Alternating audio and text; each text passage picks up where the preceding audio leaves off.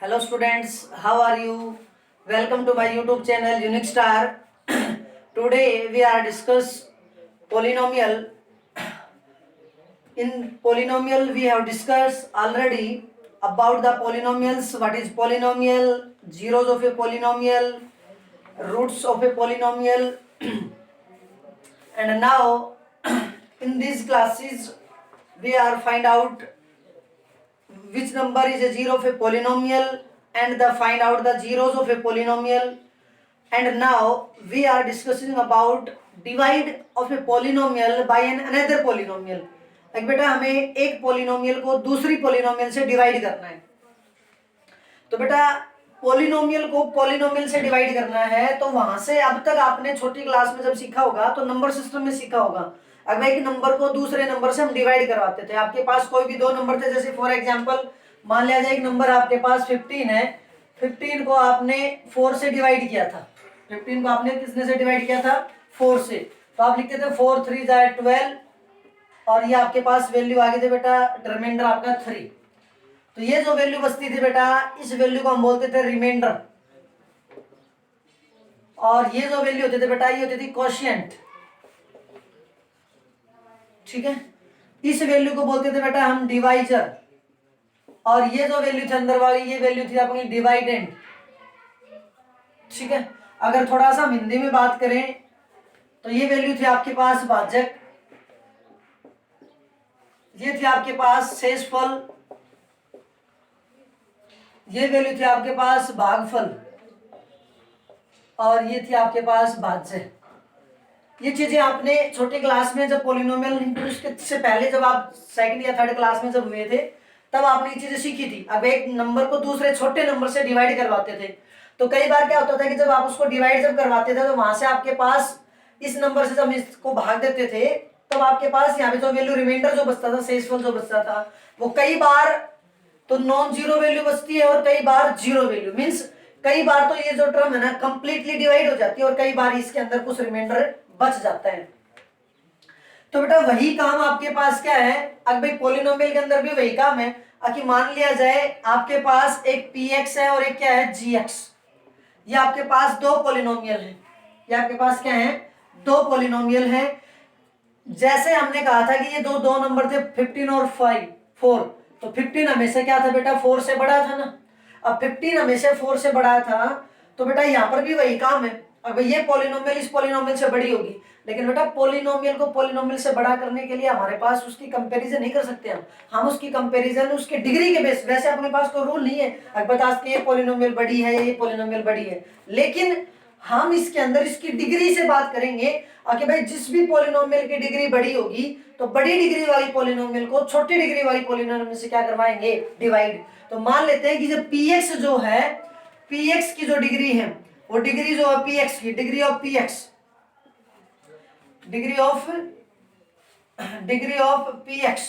px की जो degree होगी वो बेटा क्या होगी? Greater than equal to 1. Means ये px जो पॉलिनोमियल है ये पक्का इसकी डिग्री या तो 1 मिलेगी या 1 से क्या मिलेगी? ज्यादा मिलेगी. और gx जो पॉलिनोमियल है इससे इस px की degree greater than equal to 1 से क्या मिलेगी? 1 मिलेगी. मींस अगर ये वैल्यू 1 हुई, इसकी डिग्री अगर 1 है तो इसकी ये क्या मिलेगी आपको? Constant polynomial. ये क्या मिलेगी आपको? Constant polynomial. और अगर 1 से बड़ी होगी तो ये इससे छोटी होगी. जरूर नहीं कितनी भी हो सकती लेकिन इससे छोटी मिलेगी या इसके बराबर, इससे बड़ी वैल्यू नहीं हो सकती. क्योंकि जैसे आपको 15 था, 15 को आप ज्यादा से ज्यादा कितने से डिवाइड करवा सकते थे? 15 से. ज्यादा से ज्यादा किससे डिवाइड करवा सकते हो? 15 से. क्या आपने 15 को 16 से डिवाइड किया था बेटा?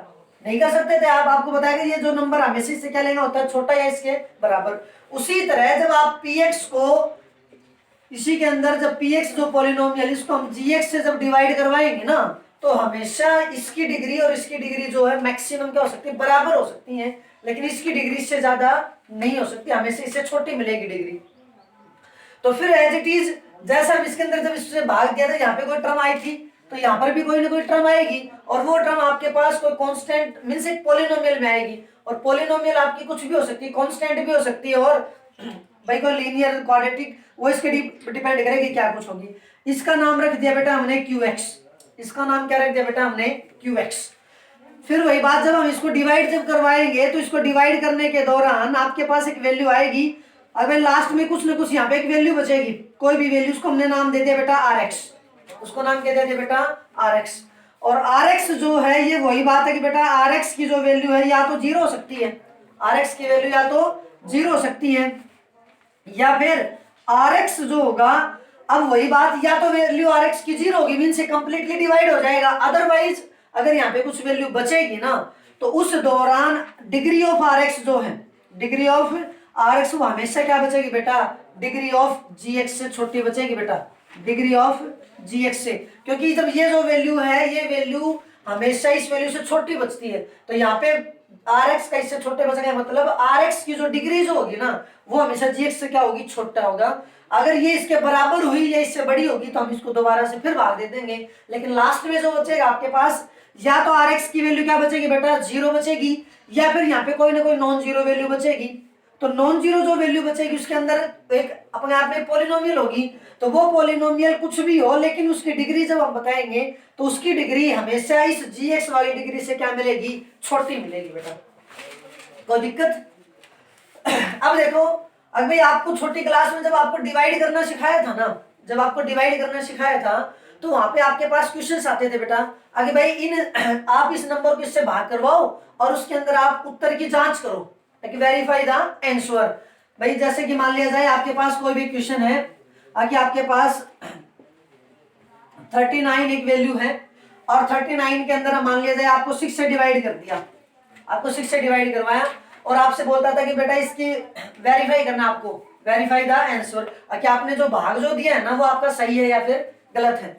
तो बेटा देखो यहाँ से आपको सिखाया जाता था अगर भाई ये जो वैल्यू थी, हिंदी के अंदर जब हम बात करें तो आपको एक चीज बताई गई होगी भाज्य, भाज्य में से किसके बराबर होता था बेटा, भाज्यक मल्टीप्लाई में भागफल और प्लस में क्या होता था बेटा, शेषफल। ये भाई छोटी क्लास की एक बहुत अच्छी आइडेंटिटी थी, हम अपने उत्तर की जांच करते थे वहां पे, वेरीफाई द आंसर।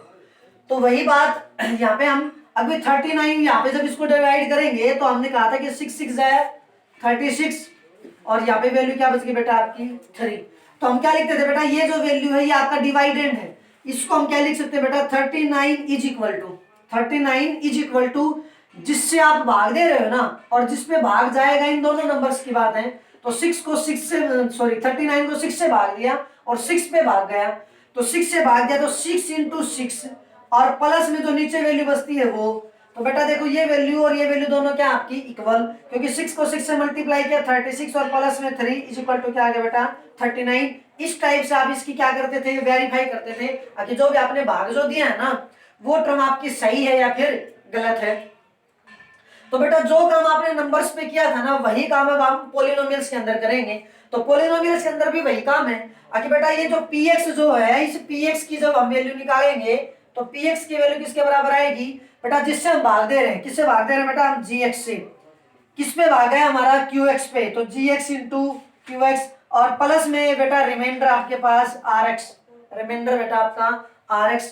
rx के ऊपर बेटा हमेशा कंडीशन होती है कि या तो rx की value either rx is equal to 0, rx जो हमेशा या तो 0 मिलेगा या फिर क्या मिलेगा, और degree of rx is less than equal to, sorry तो भाई गलती से लिख दिया था, ये डिग्री ऑफ rx जो है वो लेस देन क्या मिलेगा, degree of qx, sorry gx, degree of gx।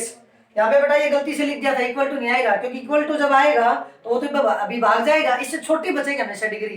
तो यहाँ पे हमेशा क्या रहेगा, डिग्री ऑफ rx जो है वो हमेशा लेस देन होगा डिग्री ऑफ gx, और या फिर इसकी वैल्यू क्या हो जाती है, ज्यादा से ज्यादा 0 हो सकती है, बाकी कोई दिक्कत नहीं है। भाई अब हमने जब नंबर किसी भी पॉलिनोमियल को दूसरी पॉलिनोमियल से जब भाग करवाते हैं तो हमने बताया कि आपके पास नीचे हमेशा क्या बचते हैं, रिमाइंडर। तो बेटा देखो रिमाइंडर निकालना है हमें। अगर जब हम एक पॉलिनोमियल को दूसरी पॉलिनोमियल से भाग करना सीखेंगे, जब एक पॉलिनोमियल को दूसरी पॉलिनोमियल से जब भाग करना जब सीखेंगे ना, तो उस केस में आपके पास बेटा कोशिएंट और रिमाइंडर आता है। तो भाई वो आपसे पूछता है कि कोशिएंट बताओ और रिमाइंडर बताओ। तो यहाँ पे आपके पास एक थ्योरम आएगी कि भाई जब किसी भी एक पॉलिनोमियल को दूसरी पॉलिनोमियल से जो डिवाइड करवाते हैं ना, एक पॉलिनोमियल को दूसरी पॉलिनोमियल से जो डिवाइड करवाते हैं, तब आपके पास आपको रिमाइंडर बताना है। तो बेटा अगर आपको सिर्फ रिमाइंडर बताना हो ना, तो उस केस में आपके पास एक थ्योरम है, रिमाइंडर थ्योरम। कौन सी थ्योरम बेटा आपके पास? Remainder theorem.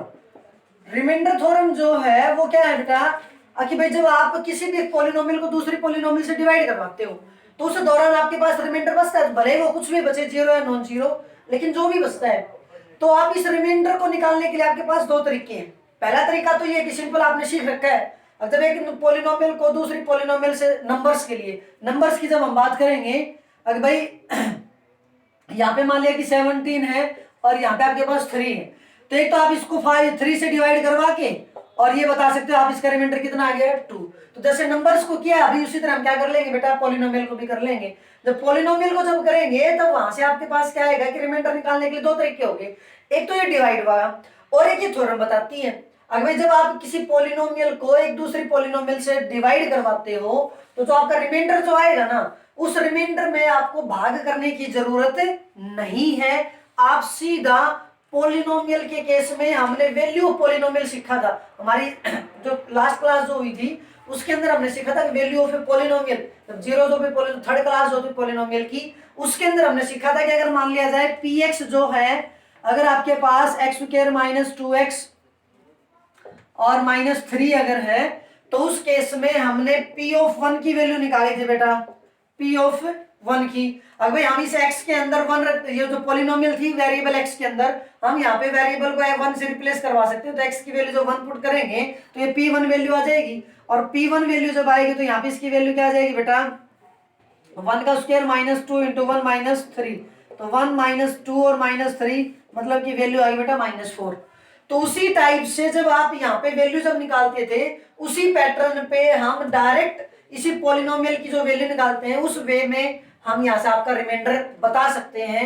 ये बात आपकी रिमाइंडर थ्योरम बताती है। रिमाइंडर थ्योरम की जो स्टेटमेंट है वो क्या, देखिए बेटा, रिमाइंडर थ्योरम क्या कहती है आपकी कि let P X be a polynomial of degree greater than और इक्वल टू 1। आपके पास कोई भी पॉलिनोमियल है पी एक्स और उसकी जो डिग्री जो है ना बेटा वो ग्रेटर देन और इक्वल टू 1, मीन्स वो लीनियर पॉलिनोमियल भी हो सकती है और उससे ज्यादा कितनी भी डिग्री की पॉलिनोमियल हो सकती है, and A is any real number, और ए आपके पास कोई भी रियल नंबर है, तब कहता है कि P X is divided by the linear polynomial X minus A. अगर हम उस पॉलिनोमियल पी एक्स को जिसकी डिग्री 1 या 1 से ज्यादा है, उसको हम linear polynomial X minus A से जब डिवाइड करेंगे ना, तब कहता है कि then the remainder is P of A. तो इसका मतलब वहां से आपको डायरेक्ट भाग देने की कोई जरूरत नहीं है, आप सीधा रिमाइंडर बता सकते हो कि भाई जो रिमाइंडर जो आर एक्स जो है आपका, वो किसके बराबर हो जाएगा भाई, पी ऑफ ए के बराबर हो जाएगा, पी ऑफ ए के बराबर हो जाएगा। वहां पे आपको भाग देने की जरूरत नहीं पड़ेगी, सीधा आप उसका आंसर बता दो कि हाँ इसके अंदर आंसर ये आएगा बेटा, कोई दिक्कत। अब देखो कैसे, अब भाई मान लिया जाए आपके पास एक पॉलिनोमियल है एक्स की क्यूब -1, ठीक है, जब एक्स की क्यूब -1 अगर इसके पॉलिनोमियल है, तो बेटा हाँ जब इसको जब भाग करते हैं ना, तो कहते हैं कि x की क्यूब -1 x -1 से डिवाइड होता है, x -1 से क्या होता है, x की क्यूब -1 इज डिविजिबल बाई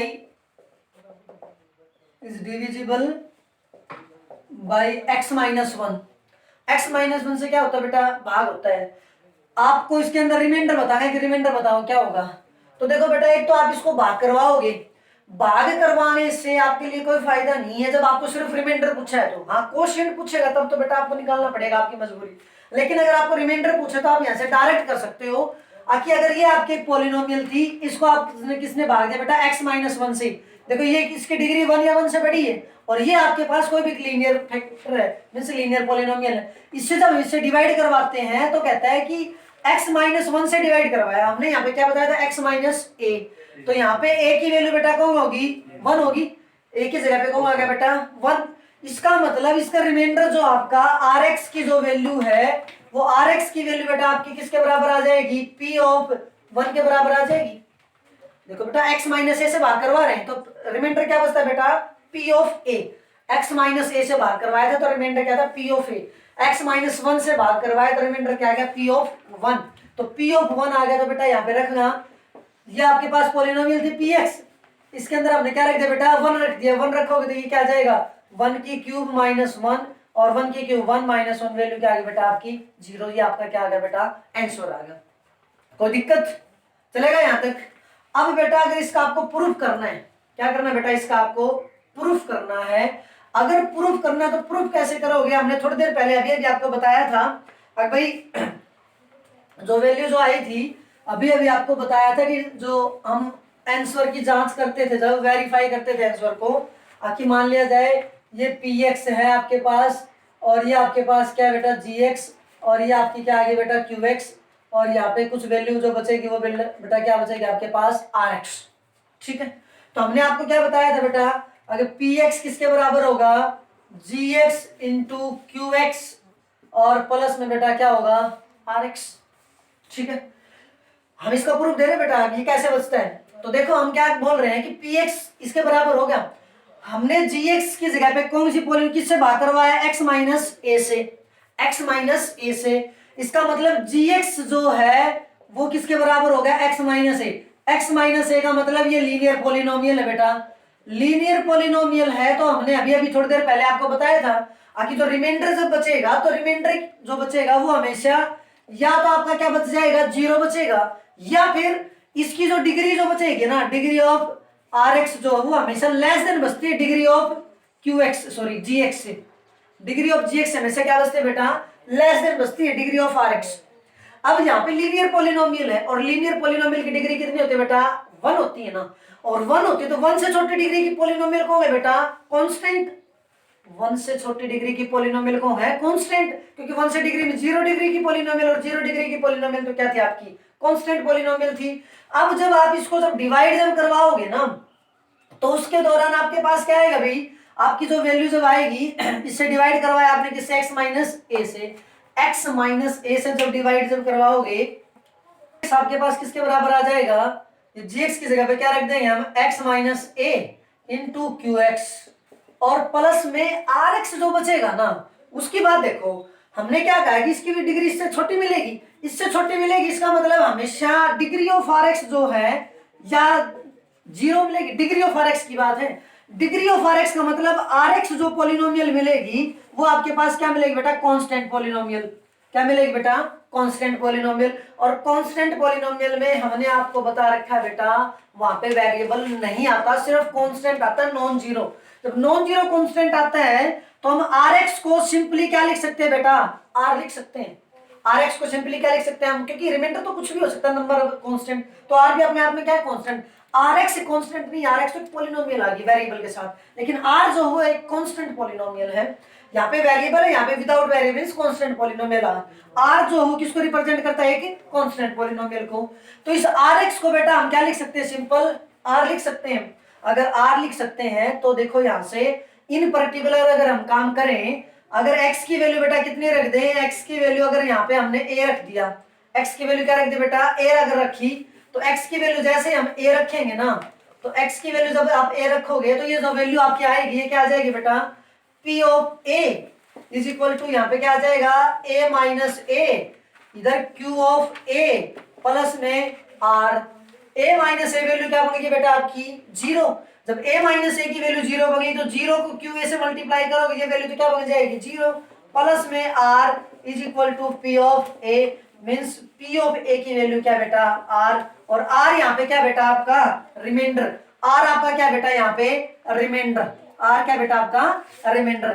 तो देखो बेटा p ऑफ a, हमने यही कहा था कि जब आप किसी पॉलिनोमियल को एक लीनियर पॉलिनोमियल से डिवाइड करवा रहे हो तो उस दौरान आपका रिमाइंडर जो है वो क्या बचेगा, p ऑफ a। ठीक है बेटा, कर दोगे, कोई दिक्कत बेटा। एक इंपॉर्टेंट नोट आपके लिए, इसको ध्यान से पढ़ना भाई। हमने अभी अभी रिमाइंडर थ्योरम के अंदर आपको क्या बताया है कि अगर हम px को x माइनस a से जब भाग करेंगे ना, तो आपके पास रिमाइंडर जो आएगा rx जो आएगा वो किसके बराबर आ जाएगा, p ऑफ a के बराबर आ जाएगा। इसके बराबर आएगा p ऑफ a के। तो यहाँ पे कई बार बच्चा जो है वो गलती करता है, क्या गलती करता है कि हमने तो आपको सिखाया कि x माइनस a जब भाग देगा तब रिमाइंडर आपके पास बचेगा pa, लेकिन भाई पेपर वाला जो थोड़ा सा आपके साथ चालाकी करता है, चालाकी क्या करता है कि वो x माइनस a के बजाय क्या दे देगा, x प्लस a दे देगा। अब आपके माइंड में ये नहीं रहना चाहिए कि माइनस a था, चाहे कुछ हो जाए, a है तो हमने इसका मतलब a रख दिया, a नहीं है। इसकी जो भी ये वैल्यू नहीं है, वैल्यू यहाँ पे इस सारी वैल्यू को हम लेते हैं, सारी वैल्यू को जब लेंगे तो जब माइनस a से जब जब वैल्यू यहाँ पे माइनस ए थी तब आपका रिमाइंडर क्या था बेटा, तब आपका रिमाइंडर पी ऑफ ए है। लेकिन अगर x प्लस ए होगा ना तब आपका रिमाइंडर पी ऑफ ए नहीं होगा बेटा, ये बात गलत है आपकी, तब भी आपका रिमाइंडर पी ऑफ ए नहीं होगा।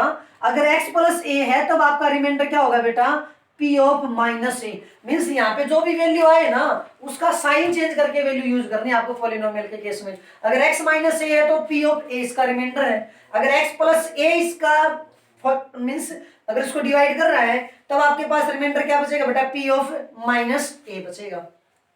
कोई दिक्कत कर दोगे? ठीक है भाई, इस बात का ध्यान रखना। अब देखो हम एक छोटा सा क्वेश्चन कर लेते हैं बेटा, और उस छोटे से क्वेश्चन से आपको एक पॉलिनोमियल को दूसरे पॉलिनोमियल से डिवाइड करना सिखाएंगे। तो बेटा मान लेते हैं हम सिंपल सा क्वेश्चन ले लेते हैं भाई, x square minus x plus 1, x square minus 2x और माइनस 3 ले लिया बेटा। इस पॉलिनोमियल को हमने x माइनस 1 से भाग करवाया। हमने क्या करवाया बेटा, x माइनस 1 से भाग। जब x माइनस 1 से जब भाग करवाते हैं ना बेटा, तब आपके लिए क्या काम है कि जब यहाँ पे जब काम करोगे तो वही बात आपको छोटी क्लास में लेके चलते हैं। मान लिया जाए आपको यहाँ पे भाई 37,989 पे आपको 13 से डिवाइड करना था, ठीक है। जब इस वैल्यू को जब आप 13 से डिवाइड करोगे तो आपको टीचर्स क्या बताते थे, अगर भाई आप इतनी बड़ी टर्म को सीधा तो आप 13 से डिवाइड नहीं करवा सकते। तब आपको ये बताया था कि भाई यहाँ से अंदर से भी एक टर्म ले लो और बाहर से भी एक टर्म ले लो, लेकिन यहाँ पे बाहर पे तो टर्म 1 आ गई, तो 1 तो हर टर्म को डिवाइड कर देता, 1 से तो हमारे पास बात नहीं बन पाएगी। इसके लिए हमने क्या किया, इन दोनों को साथ ले लेंगे। दोनों को जब साथ ले लेंगे तब हम 13 की टेबल लेते थे, और यहाँ पर भी ये 3 वैल्यूज को 3 नहीं कितना ले लेंगे बेटा, 37 जब लेंगे तो हम क्या करते थे, एक आइडिया ले लेते थे कि भाई भाग किस नंबर पे जाएगा, भाग किस नंबर पे जाएगा। तो हम 13 की टेबल लेते थे बेटा, 13 1 जाए 13, 13 2 जाए 26, 13 3 जाए 39। लेकिन हमें वैल्यू कहां तक लेके जानी बेटा, 37 तक। तो 37 तक जब वैल्यू लेके जाओगे तब बेटा आपको पता है कि 3 पे वैल्यू बढ़ी गई, तो बड़ी जब वैल्यू गई तो इसका मतलब भाग जो है वो या तो 2 पे जाएगा या फिर किस पे जाएगा, 1 पे। मीन्स 3 पे तो भाग जाने का मतलब ही नहीं है। सेम वही पैटर्न यहाँ पे करना है, लेकिन बेटा यहाँ पे तो पॉलिनोमियल्स हैं, और पॉलिनोमियल्स में आप भाग कैसे करके देखोगे, तो भाग कैसे करके देखोगे तो सॉरी आप टेबल तो ले नहीं सकते पॉलिनोमियल की, तो टेबल नहीं ले सकते तो हमारे पास एक तरीका है और है, अगर भाई हम यहाँ पे करवाते तो भाग एक टाइप से। तो बेटा वही पैटर्न जैसे इसके अंदर लेते हैं एक टर्म इसकी और एक टर्म इसकी, तो इसके अंदर पहली टर्म बेटा एक्स स्क्वायर, इसके अंदर पहली टर्म बेटा एक्स। एक बात का हमेशा ध्यान रखना बेटा, कि हमने जब पॉलिनोमियल के बारे में बताया था तो आपको स्टैंडर्ड फॉर्म बताई थी, उसमें हमने कहा था कि जो भी पॉलिनोमियल होगी उस पॉलिनोमियल को हमेशा उसकी पावर्स के अकॉर्डिंग या तो हम इंक्रीजिंग ऑर्डर में लिखेंगे या फिर हम किस में लिखेंगे, डिक्रीजिंग ऑर्डर में। यहाँ पे जो वैल्यू है ये जो पावर है, हमेशा हमें जब एक पॉलिनोमियल को दूसरी पॉलिनोमियल से भाग करवाए तो हमेशा एक बात का ध्यान रखना, यहाँ पे पावर्स को हमेशा डिक्रीजिंग ऑर्डर में लिखना। सबसे पहले सबसे बड़ी टर्म को, सबसे बड़ी डिग्री वाली टर्म को, फिर उससे छोटी डिग्री की, फिर उससे छोटी, फिर उससे ऐसे डिक्रीजिंग पावर में लिखना है आपको। सेम बार यहाँ पर भी वही काम करना है कि आपको पहले जो है वेरिएबल्स जो है उनको लिखना है और उनकी भी डिग्री जो हो डिक्रीजिंग ऑर्डर में लिखनी बेटा। सबसे पहले सबसे बड़ी डिग्री की टर्म, फिर उससे छोटी डिग्री की, फिर उससे छोटी की, ताकि आपको भाग करने में दिक्कत ना हो। तो बेटा यहाँ पे एक्स स्क्वायर, यहाँ पे एक्स है तो एक्स स्क्वायर पे एक्स से डिवाइड करवा दो। यहाँ पे एक्स स्क्वायर और ये एक्स, एक पावर यहाँ से कैंसिल हो जाते हैं बेटा, कितना बचता है एक्स। यहाँ पे जो भी आपका क्वोशिएंट आएगा ना वही आपका क्या आएगा, इधर क्वोशिएंट आएगा। जो इधर आपका क्वोशिएंट बचेगा वही आपका इधर क्या बचेगा बेटा, क्वोशिएंट। तो यहाँ पे कितनी वैल्यू हुई एक्स, तो इसका मतलब भाग किस पे जाएगा, पहले एक्स पे जाएगा। भाग किस पे जाएगा बेटा, एक्स पे। जब एक्स पे जब भाग गया ना तो यहाँ पे आपके पास क्या मिलेगा बेटा, अभी एक्स मिलेगा, इससे मल्टीप्लाई करवा दो। इस नंबर के जिस पे भाग जा रहा है ना उस नंबर की इस पूरी टर्म के साथ क्या करवा दो, मल्टीप्लाई। मल्टीप्लाई करवाओ इन दोनों के साथ करो बेटा, एक्स की एक्स के साथ की एक्स स्क्वायर, -1 के साथ की बेटा माइनस एक्स, -1 की तो बेटा माइनस एक्स। अब देखो अब हमें इनका क्या करना है बेटा, माइनस करना है। क्या करना है इनका, माइनस। माइनस जब करते हैं तो बेटा हम साइन चेंज करते हैं। क्या करते हैं बेटा, साइन चेंज। तो साइन चेंज, ये टर्म प्लस की तो ये किसकी हो जाएगी बेटा, माइनस की, और ये माइनस वाली टर्म किसकी हो जाएगी बेटा, प्लस की। कोई दिक्कत? अब कोई दिक्कत नहीं। तो देखो बेटा जब हम साइन चेंज कर देते हैं तो जो बीच का जो साइन है ना वो नेग्लिजिबल हो जाता है, नीचे वाला साइन मैटर करता है, नीचे वाला साइन मैटर करेगा। जब नीचे वाला जब साइन जब मैटर करेगा तो बेटा ये प्लस का एक्स स्क्वायर ये माइनस का एक्स स्क्वायर दोनों टर्म क्या हो जाएंगी, कैंसिल। यहाँ पे क्या बचेगा बेटा, ये माइनस के 2x है, ये प्लस का x है, तो माइनस के 2x में से प्लस x गए तो बेटा बचेंगे माइनस के x, ये वैल्यू -3 आ गई बेटा आपकी, कोई दिक्कत। अब फिर वही काम, अब किस पे भाग जाएगा, अब किस पे भाग जाएगा बेटा, फिर वही काम, यहाँ से एक टर्म उठा लो -x, यहाँ से पहली टर्म उठाई हमने x कट गया बेटा, वैल्यू बच गई -1। ये मत कहना कि x कट गया तो बचेगा 1 नहीं, आगे क्या है बेटा माइनस है, इसलिए क्या बचेगा -1। मीन्स अब भाग किस पे जाएगा आपके -1 पे, अब भाग किस पे जाएगा बेटा आपके -1 पे।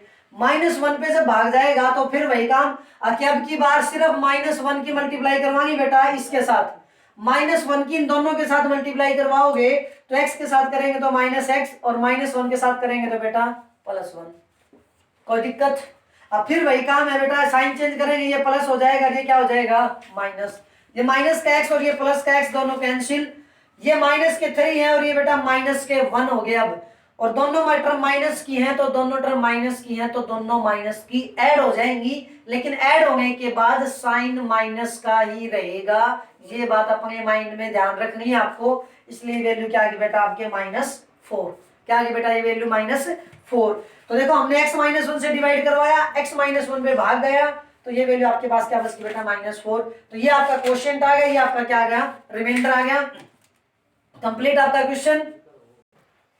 देखिए बेटा आज की जो अपनी क्लास थी उसके अंदर जो भी बेसिक्स जो करवाने थे आपको वो आज हमने कंप्लीट कर लिए हैं। तो उन बेसिक्स पे हमने आपको सिखाया कि रिमाइंडर थ्योरम क्या होता है, रिमाइंडर आपको निकालना है, और उसके केस में हमने आपको एक क्वेश्चन सिखाया है कि भाई एक पॉलिनोमियल को दूसरी पॉलिनोमियल से डिवाइड करना है। तो डिवाइड जब करेंगे तो यहाँ पे आपको ये क्वेश्चन है आपकी, अब भाई ये आपको ट्राई करके देखेंगे घर के ऊपर, अब भाई आप इनको कैसे सोल्व कर पाते हो और कैसे नहीं कर पाते, आपको डिवाइड करना आया कि नहीं आया। अगर नहीं आया तो कोई बात नहीं बेटा, कमेंट सेक्शन में जाकर आप हमें बताना है कि भाई ये क्वेश्चन हमें नहीं आया, ताकि हम आप नेक्स्ट क्लास के अंदर आपको ये क्वेश्चंस बता सके। हर क्वेश्चंस के अंदर पांचों के पांचों क्वेश्चन है, हर क्वेश्चन में आपको रिमाइंडर बताना है और कोशिएंट बताना है बेटा, रिमाइंडर और कोशिएंट दोनों चीज बतानी बेटा, और रिमाइंडर और कोशिएंट आपको भाग दे के भी बताना है, और साथ में रिमाइंडर थ्योरम को अप्लाई करना है बेटा, रिमाइंडर थ्योरम को क्या करना है बेटा अप्लाई भी करना है। और रिमाइंडर थ्योरम को जब आप अप्लाई करोगे तो रिमाइंडर थ्योरम को अप्लाई करके आपको रिमाइंडर भी बताना है, मींस आपको rx की वैल्यू बतानी बेटा क्या आएगी पांचों क्वेश्चन के अंदर। एक तो भाग दे के आपको रिमाइंडर और कोशिएंट बताना है, साथ में रिमाइंडर थ्योरम लगा करके जो हमने रिमाइंडर थ्योरम समझाई है उसके बेस पे डायरेक्ट आपको रिमाइंडर भी निकालना आना चाहिए, वो रिमाइंडर आपको निकालना है। ये आपके लिए आपका होमवर्क है, इसको ट्राई करके देखना है। अगर कोई नहीं आए तो बेटा कमेंट सेक्शन में बताना। धन्यवाद। लगातार हमारे चैनल को लाइक करते रहें, कमेंट करें, शेयर करें एंड सब्सक्राइब करें। धन्यवाद।